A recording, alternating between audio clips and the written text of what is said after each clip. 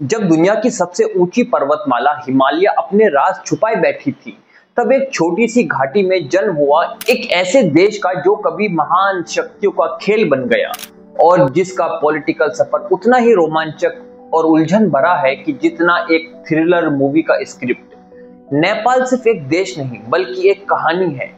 बहुत लोग इसे सिर्फ एक टूरिस्ट डेस्टिनेशन या माउंट एवरेस्ट की वजह से जानते हैं, पर क्या आप जानते हो कि ये छोटा सा देश जो भारत और चाइना के बीच घिरा हुआ है, दुनिया की सबसे पुरानी और रिच पॉलिटिकल हिस्ट्री रखता है। ये देश अपनी संवेदनशील राजनीति, बदलते राजनीतिक दौर और अनेक राजनीतिक तनाव की वजह से दुनिया भर के स्कॉलर्स और जर्नलिस्ट के बीच एक फैसिनेटिंग स्टडी बन गया है। नेपाल का लोकेशन सिर्फ हिमालय की गोद में नहीं बल्कि ये भारत और चाइना का स्ट्रेटेजिक बॉर्डर पे स्थित है, जहां दोनों विश्व की दो सबसे बड़ी और ताकतवर कंट्रीज मिलती हैं। इस छोटे से देश का इन्फ्लुएंस सिर्फ अपनी सीमा तक नहीं है बल्कि एशिया की जियोपॉलिटिक्स का एक की प्लेयर बन चुका है। चाहे एंशिएंट ट्रेड रूट हो, वार स्ट्रेटेजीज हो या डिप्लोमेटिक पावर प्लेज, नेपाल हर टाइम सेंटर ऑफ अटेंशन रहा है। नेपाल एक मेल्टिंग पॉट है हिंदू और बुद्धिस्ट कल्चर का। काठमांडू की प्राचीन मंदिर लंबिनी, जहां गौतम बुद्ध का जन्म हुआ, और अनेक रिलीजियस फेस्टिवल्स सब इसी देश के सामाजिक डाइवर्सिटी को रिफ्लेक्ट करते हैं। पर इतना ही नहीं, पॉलिटिकल हिस्ट्री की लेयर में हम देखेंगे कैसे सामाजिक और धार्मिक आइडेंटिटीज राजनीतिक एम्बिशन और पावर का स्ट्रगल का हिस्सा बनकर उभरी। पॉलिटिकल स्ट्रक्चर, मोनार्की से रिपब्लिक का सफर। आज के नेपाल को समझने से पहले हमें उसका पॉलिटिकल स्ट्रक्चर समझना जरूरी है। पहले ये शाह डायनेस्टी की मोनार्ची थी, जहां एक राजा ही पावर का मालिक था।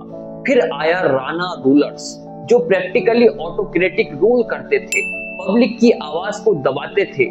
फिर आई एक बदलाव की लहर, 1951 में डेमोक्रेसी की पहली कोशिश, फॉलोड बाय पंचायत सिस्टम, फिर मल्टी पार्टी डेमोक्रेसी और अंत में मॉइस्ट इंसर्जेंसी और सिविल वॉर। और आज एक फेडरल डेमोक्रेटिक रिपब्लिक बन चुका है, जिसमें पॉलिटिकल इनस्टेबिलिटी और शिफ्टिंग अलायंसेस का सिलसिला अभी भी चल रहा है।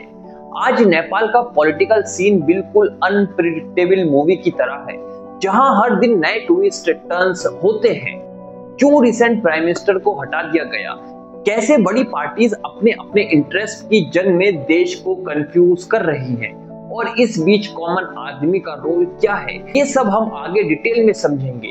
आगे का सफर क्या है, आपको सिर्फ यही समझना है कि नेपाल एक ऐसा पजल की तरह है जिसमें हर पीस एक अलग कहानी बताता है। कहानी पुरानी राजवंश की, कहानी रिवॉल्यूशन की, कहानी करप्शन की और स्ट्रगल की, और आज की डेमोक्रेसी की। आगे हम शुरू करेंगे उस प्राचीन युग से जब नेपाल अभी एक छोटी घाटी था और दुनिया की बड़ी शक्तियों की नजर उस पर थी। आगे की कहानी समझने के लिए आप दिमाग में सिर्फ इतना रखें कि नेपाल सिर्फ एक ज्योग्राफी का इशू नहीं, पॉलिटिकल हिस्ट्री का एक बहुत बड़ा हब है। नेपाल भारत और चाइना के बीच एक पॉलिटिकल चेस बोर्ड की तरह काम करता है। हर पॉलिटिकल चेंजेस के पीछे सामाजिक, रिलीजियस और इकोनॉमिक फैक्टर्स छुपे हुए हैं। आज का पॉलिटिकल क्राइसिस उसी लंबी कहानी का एक नया ट्विस्ट है। हिमालय की घाटियों की दास्तां, सोचो इन दिनों की बात है जब दुनिया अपनी पहचान ढूंढ रही थी। साम्राज्य उठ रहे थे, गिर रहे थे। हिमालय की ऊंची घाटियों में एक छोटा देश अपना अस्तित्व बनाने की कोशिश कर रहा था, जिसका नाम है नेपाल। सबसे पहले समझते हैं किराती लोगों को। ये पहाड़ों के असली वासी थे, जिन्होंने जंगलों को और पहाड़ों को अपना किला बना रखा था। उनकी तलवारें तेज थी और गोरिल्ला वॉरफेयर में उनका कोई मुकाबला नहीं था। उनके समाज का एक नियम था, जो सबसे शक्तिशाली वही उनके समाज का महाराजा। और धीरे धीरे नेपाल की घाटी सिर्फ जंगली राहों तक सीमित नहीं रही, ये भारत और तिब्बत के बीच एक व्यापार और संस्कृति का पुल बन गई। यहाँ से नमक जाता, वहां से धर्म के प्रवचन आते। नेपाल अपना पहला रंग जमा रहा। समय बदला और नेपाल पर चढ़ गया मल्ला डायनेस्टी का। काठमांडू वैली 3 टुकड़ों में बांट दी गई, काठमांडू, पतन और भक्तापुर। हर राजा अपने शहर का मालिक, अपनी सेना का सेनापति और अपनी पॉलिटिक्स का खिलाड़ी बन गया। पर जब राजा एक दूसरे से टकरा रहे थे, तब कला और संस्कृति अपनी नई ऊंचाई छू रही थी। मंदिर, स्तूप, दरबार स्क्वायर जो आज भी दिखते हैं, उनमें मल्ल युग की छपाई दिखती है। संस्कृत और निवारी साहित्य लिखा जा रहा था, फेस्टिवल अपना रूप ले रहे थे। ये दौर अजीब था, एक तरफ राजनीतिक टुकड़े और दूसरी तरफ कला की एकता। और फिर आया एक राजा जिसने नेपाल की कहानी को हमेशा के लिए बदल दिया, पृथ्वी नारायण शाह, सपनों का सिपाही। 1743 में गोरखा की गद्दी पर बैठा ये जवान राजा सिर्फ एक छोटे राज्य का शासक नहीं, बल्कि उसकी आंखों में एक बड़ा सपना था। काठमांडू वैली के टुकड़ों को एक करके नेपाल को एक मजबूत देश बनाना चाहता था। उसे समझ आ रहा था, अगर नेपाल आपस में लड़ाई में उलझा रहा तो British east India company Deccan से और तिब्बत उत्तर से उसे निगल लेगी। इसलिए उसने एक के बाद एक राज्य जीता। 1768 तक काठमांडू, पतन और भक्तापुर उसके झंडे के नीचे आ गए। कहा था नेपाल एक टीका है जो भारत को सुरक्षा देता है, और इसी तरह नेपाल का एकजुट राष्ट्र का जन्म हुआ। लेकिन कहानी यहीं खत्म नहीं होती। 19वीं सेंचुरी में जब ब्रिटिश साम्राज्य अपने चरम पर था, उसने नेपाल की तरफ भी कदम बढ़ाए। 1814 से 1816 तक हुई एंग्लो नेपाल वॉर, गोरखा सेनानियों ने दुश्मनों के खून के प्यासे बनकर जंग लड़ी। हाँ, नेपाल कुछ जमीन जरूर हारा, लिम्बुआन, तिरिया, पर एक चीज उसने कभी नहीं खोई, अपनी स्वतंत्रता। ब्रिटिश ने नेपाल को सीधे कब्जा नहीं किया, बल्कि उसने बफर स्टेट बनाकर रखा। गोरखा जवानों की वीरता ने उन्हें दुनिया भर में मशहूर कर दिया। वॉर के बाद भी नेपाल के अंदर एक अजीब सी खींचातानी चल रही थी। छोटे राजा, फ्यूडल लॉर्ड्स, टुकड़ों में बटी सत्ता, सब अपनी ताकत दिखाने में लगे रहे। पर इसी हलचल के बीच नेपाल अपना कल्चरल रंग और गहरा करता रहा। मंदिर, स्तूप और दरबार स्क्वायर की घंटी बजती रही, संस्कृत और निवारी कविता लिखी जाती रही, फेस्टिवल्स और ट्रेडिशनल नए रंगों में ढलते रहे। ये साबित करता है, चाहे राजनीति कितनी भी फ्रेगमेंटेड हो, नेपाल की आत्मा और संस्कृति एक बनी रही। अभी तक हमने समझा, किराती युग ने बुनियाद रखी, मल्ल युग ने कला का गोल्डन युग दिया, पर पॉलिटिक्स को टुकड़ों में बांट दिया। ब्रिटिश जंग ने नेपाल की वीरता और डिप्लोमेसी को दुनिया के सामने रखा। जब एक राजा अपनी ताकत को बढ़ाने की भूख में पूरे देश को बंधन बनाकर रखने लगा, तब एक नया युग शुरू हुआ, जहां पॉलिटिकल एम्बिशंस, बिट्रेयल और ऑथोरिटेरियन कंट्रोल ने नेपाल की आजादी को एक अंधेरे कमरे में बंद कर दिया। पृथ्वी नारायण शाह ने जो यूनिफिकेशन का मिशन शुरू किया था, उसके बाद उनका परिवार शाह डायनेस्टी की शान बन गया। शाह डायनेस्टी ने काठमांडू वैली पर कंट्रोल हासिल किया और नेपाल को एक कंसोलिडेट नेशन बनाया। किंग पृथ्वी नारायण शाह का विजन था नेपाल को एक इंडिपेंडेंट और स्ट्रॉन्ग नेशन बनाना, जो भारत और तिब्बत के बीच एक बफर की तरह खड़ा हो। जैसे जैसे शाह रूलर्स आगे बढ़े, उनका पावर ग्रैब देश की डेमोक्रेसी से दूर होता गया। शाह किंग्स इनिशियली अपनी ताकत को सेंट्रलाइज करते गए, एडमिनिस्ट्रेटिव रिफॉर्म्स लाए गए, लेकिन लार्जली गवर्नमेंट्स पर्सनल और फैमिली बेस्ड ही रहा। लोकल फ्यूडल लॉर्ड्स, ठाकुरीज और ब्राह्मणीज को भी अपने पावर स्ट्रक्चर में शामिल किया गया, जो एक शेडो बनकर उभरा। किंग का रूल लॉ था, कॉमन सिटीजन का पॉलिटिकल पार्टिसिपेशन का कोई स्कोप नहीं। शाह रूलर्स अपनी लेजिटिमेसी धार्मिक और एंसेस्ट्रल हेरिटेज पे बेस करते थे, जैसे कि divine rights of king. Public की आवाज को दबाया गया और डिसेंट को खत्म करने के लिए हर तरह के स्ट्रिक्ट मेजर इंप्लीमेंट किए गए। लेकिन 1846 में जंग बहादुर राणा ने फोर्ट मैस्केर के जरिए पावर ग्रैब किया और नेपाल में एक ऑटोक्रेटिक रूल इस्टेब्लिश किया। राणा डायनेस्टी ने शाह किंग्स को सिर्फ फिगर हेड बनाकर रखा, जबकि पूरे पॉलिटिक्स और एडमिनिस्ट्रेटिव पावर अपने हाथ में ले ली। प्राइम मिनिस्टर जंग बहादुर राणा ने अपनी फैमिली को हेरिडिटरी रूल पावर दे दी और शाह किंग सिर्फ सेरेमनियल रोल में सीमित रह गए। इंटरेस्टिंग बात यह है कि राणा रूलर्स अपने पावर को सस्टेन करने के लिए सबसे यूनिक पॉलिसी बनाई, आइसोलेशन पॉलिसी, जो नेपाल को दुनिया से अलग कर रही थी। नेपाल की बॉर्डर्स फॉरेन इंटरेक्शन के लिए प्रैक्टिकली बंद कर दी गई थी, ताकि इंटरनल अफेयर्स पे किसी का भी कोई कंट्रोल ना हो। राणा रूल में पॉलिटिकल ऑपरेशन हद से ज्यादा बढ़ गया था। पब्लिक प्रोटेस्ट या पॉलिटिकल मूवमेंट को ब्रूटल क्रैकडाउन से दबा दिया जाता था। Freedom of speech, freedom of press, freedom of political parties को पूरी तरह बैन कर दिया गया। राणा पीरियड में पब्लिक का जीवन बहुत कठिन हो गया था। पब्लिक सेक्टर डेवलपमेंट लगभग जीरो था। रोड्स, स्कूल, हॉस्पिटल बहुत ही लिमिटेड थे। इकोनॉमिक एक्सप्लॉयटेशन बहुत कॉमन था।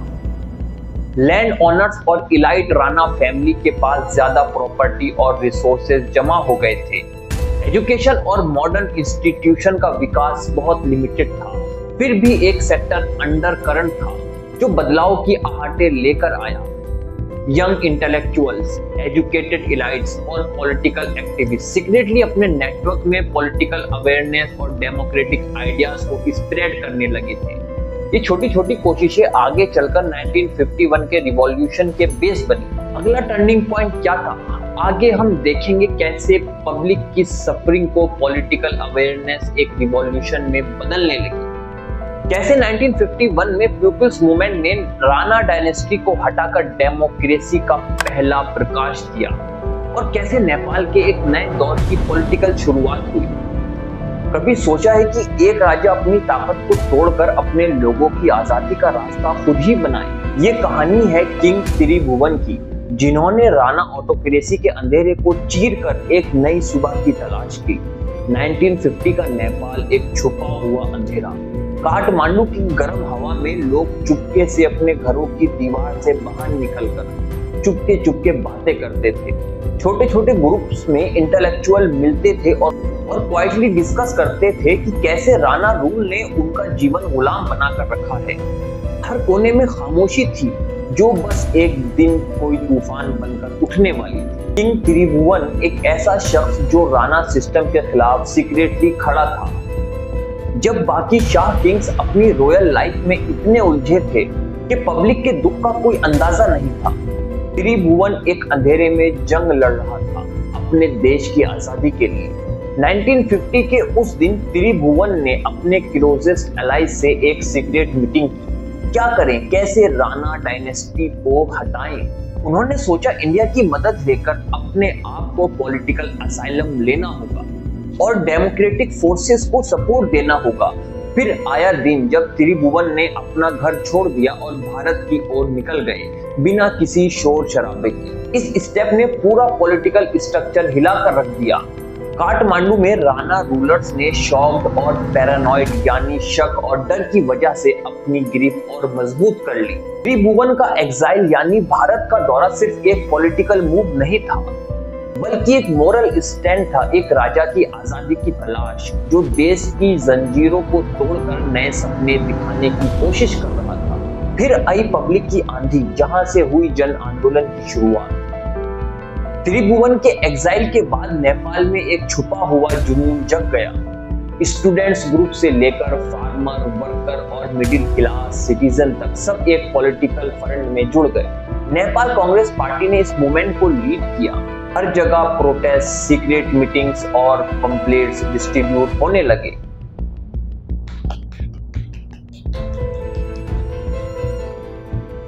एक दिन पब्लिक ने काठमांडू की स्ट्रीट भर दी और सड़कों पे नारे लगने लगे, down with Rana rule, long live democracy. ऐसे स्लोगन के साथ हर कोने से आवाज उठी। राणा रूलर्स अपने प्लेसेस में डर के मारे छुपे हुए थे।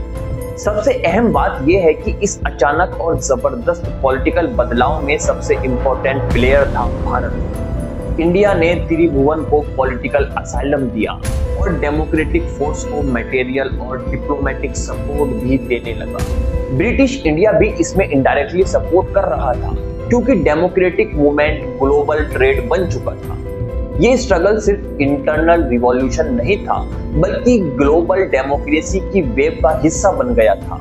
हर स्टेप पे पॉलिटिकल डिप्लोमेसी और सीक्रेट नेगोशिएशन का रोल छुपा हुआ था। 1951 में फाइनली पॉलिटिकल एग्रीमेंट हुआ।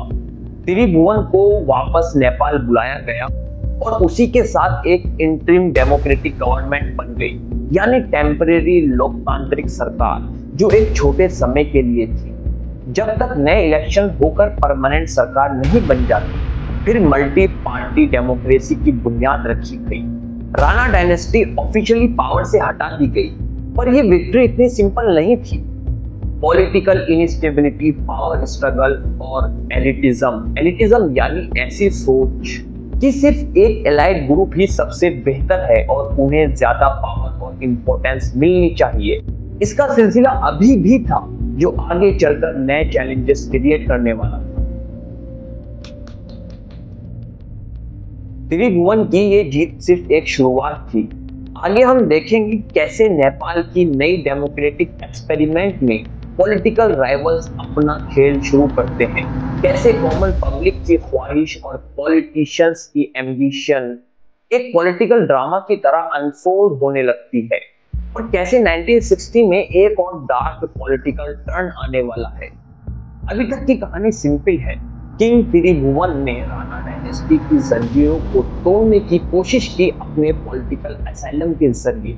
पब्लिक अपराइजिंग एक साइलेंट रिवॉल्यूशन की तरह चल रही थी, जो ग्रेजुअली जन आंदोलन में बदली। इंडिया ने इंपॉर्टेंट डिप्लोमेटिक और पॉलिटिकल रोल प्ले किया। 1951 में मल्टी पार्टी डेमोक्रेसी का एक हिस्टोरिक पाथ स्टेब्लिश हुआ, पर असली स्ट्रगल अभी बाकी था, क्योंकि जब देश की आवाज खुद अपने शासकों के लिए एक खतरा बन गई, तब एक ऐसे पॉलिटिकल सिस्टम का जन्म हुआ जो डेमोक्रेसी के नाम का सिर्फ जाप करता था, पर असल में लोगों की आजादी को जंजीरों में बांधने का एक जरिया बन गया था। वो था पंचायत सिस्टम, पार्टीलेस गवर्नेंस का आगाज। 1960 में किंग महेंद्र ने एक बोल्ड और ऑथोरिटेरियन कदम उठाया। मल्टी पार्टी डेमोक्रेटिक गवर्नमेंट को खत्म करके पंचायत सिस्टम को लागू कर दिया। पॉलिटिकल पार्टीज को बैंड कर दिया गया। नेशनल पंचायत बनाया गया, जो एक पार्टी लेस लेजिस्लेचर था, जिसमें सिर्फ किंग की मर्जी का राज था। हर एक लोकल पंचायत से लेकर नेशनल लेवल तक पॉलिटिकल पावर एक तरह से सेंट्रलाइज हो गई। किंग महेंद्र ने इस सिस्टम को जस्टिफाई किया एक गाइडेड डेमोक्रेसी कहकर, लेकिन असल में एक डिक्टेटरशिप बन गया था, क्योंकि फ्रीडम ऑफ प्रेस पूरी तरह से कंट्रोल की गई। पॉलिटिकल डिसेंट को ब्रूटल रिप्रेशन से दबाया गया, यानी जो लोग सरकार के खिलाफ बोल रहे थे, सवाल उठा रहे थे या अपोज कर रहे थे, उनकी आवाज को जबरदस्ती डरा धमका कर और वायलेंस से चुप करा दिया गया। जर्नलिस्ट, पॉलिटिकल एक्टिविस्ट और स्टूडेंट लीडर्स को जेल, टॉर्चर और एग्जाइल यानी देश से निकाल देने की सजा दी गई। एजुकेशनल इंस्टीट्यूशंस में भी सर्विलेंस और सेंसरशिप का सिलसिला चलने लगा। इस दौरान नेपाल में पैट्रियोटिक एजुकेशन सिस्टम लागू किया गया, जिसमें सिर्फ स्टेट अप्रूव्ड हिस्ट्री और पॉलिटिकल नैरेटिव्स ही पढ़ाई जाती रही, ताकि पब्लिक सिर्फ मोनार्की और पंचायत सिस्टम को ही लेजिटिमेट यानी सही समझे। लेकिन पंचायत सिस्टम ने इकोनॉमिक डेवलपमेंट का बहुत लिमिटेड मॉडल फॉलो किया। इंफ्रास्ट्रक्चर डेवलपमेंट का फोकस सिर्फ रूलिंग इलाइट और कैपिटल काठमांडू पर था। रूलिंग एरियाज में बेसिक फैसिलिटीज भी बहुत कम थी। लैंड रिफॉर्म की जगह इलाइट लैंड ऑनर्स की ताकत और जमीन पर डोमिनेंस बना रहा। कॉमन पब्लिक की आर्थिक और सोशल अपलिफ्टमेंट पर बिल्कुल ध्यान नहीं दिया गया। ये इरा ऑफिशियली स्टेबिलिटी का इरा बताया गया, लेकिन ग्राउंड रियलिटी में करप्शन, नेपोटिज्म और पब्लिक डिससैटिस्फैक्शन तेजी से बढ़ती गई। किंग महेंद्र ने फॉरेन पॉलिसी को अपनी पर्सनल डिप्लोमेसी से कंट्रोल किया। भारत और चाइना के बीच डेलिकेट बैलेंस बनाकर रखा। नेपाल ने अपनी इंडिपेंडेंस और न्यूट्रलिटी को बार-बार हाईलाइट किया, लेकिन असल में पॉलिटिकल और इकोनॉमिक एड भारत और चाइना से ली जाती थी। वेस्टर्न वर्ल्ड से कांटेक्ट बिल्कुल मिनिमल था। पंचायत सिस्टम एक पॉलिटिकल मिराज यानी धोखा था, जिसमें हर लेवल पर डेमोक्रेसी का दिखावा किया गया, पर असल में पब्लिक को पॉलिटिकल पार्टिसिपेशन का स्कोप खत्म था। इस पूरी ऑथोरिटेरियन दौर में भी एक छुपी हुई एजिटेशन चल रही थी। स्टूडेंट के सीक्रेट मूवमेंट्स बन रहे थे। इंटेलेक्चुअल सर्किल में डेमोक्रेटिक आइडियल्स की बातें हो रही थी। एग्जाइल लीडर्स और अंडरग्राउंड पॉलिटिकल पार्टीज अपने नेटवर्क को बिल्ड कर रही थी। ये साइलेंट मूवमेंट इवेंचुअली 1990 के जन आंदोलन यानी पीपल मूवमेंट की बुनियाद बन गया, जिसमें पब्लिक ने खुद को जंजीरों से आजाद करने की कोशिश की। अब अगली वीडियो में हम देखेंगे कि कैसे 1990 में एक हिस्टोरिक रिवॉल्यूशन की शुरुआत हुई, कैसे पब्लिक ने अपने फंडामेंटल राइट्स और डेमोक्रेसी की डिमांड को पब्लिक मूवमेंट बनाया, और क्यों आज नेपाल में अफरा तफरी का माहौल है और वहां आज इतनी भयानक पॉलिटिकल इंस्टेबिलिटी क्यों है। अब आपसे लेता हूं अलविदा, कल आपसे मिलते हैं अगली वीडियो में शाम 6 बजे। अगर आप लोग चैनल पे नए हैं तो सब्सक्राइब करें और मेरे चैनल को खुद सर्च करके मेरी वीडियोस को लाइक और शेयर जरूर करें। थैंक यू सो मच, जय हिंद, और मुझे इंस्टाग्राम पर फॉलो जरूर करें।